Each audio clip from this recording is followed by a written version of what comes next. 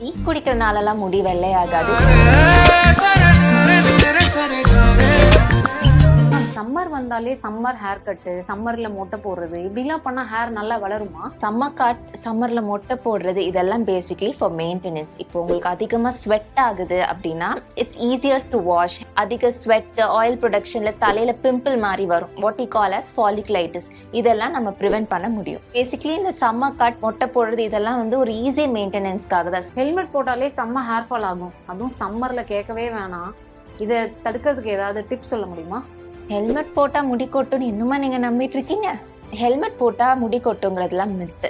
Helmet ரொம்ப நேரம் போடுறதுனால உங்க ஸ்கேல்ப்ல ஏற்படுற ஸ்வெட் தான் ஹேர் ஃபால்க்கான ரீசன். ஸோ நீங்க அடிக்கடி முடியை வாஷ் பண்ணி உங்க ஸ்கேல்ப்பை கிளீனா வச்சுட்டாலே இதை அவாய்ட் பண்ணலாம். மேம், டீ குடிச்சா முடி வெள்ளையாகுமா? டீ குடிக்கிறனாலலாம் முடி வெள்ளையாகாது. டீ குடிக்கும் போது நீங்க அடிக்கிற சிகரெட் தான் உங்க முடியை வெள்ளையாக்கும். மேம், தலைக்கு எண்ணெயே வைக்க கூடாது சொல்றீங்க, அப்புறம் எப்படி முடி கருப்பாகும்?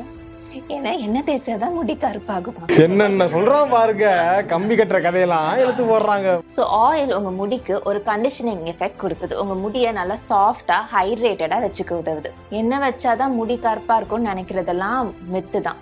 டெய்லி ஷாம்பு போட்டு ஹேர் வாஷ் பண்ணா முடி கொட்டுமா மேம்? ஷாம்புனாலலாம் முடி கொட்டாது. உங்க ஸ்கேல்ப் கிளீனா இருந்தா முடி நல்லா தான் வளரும். வாரத்துக்கு 3 முறையாவது ஷாம்பு போட்டு ஹேர் வாஷ் பண்ணும்.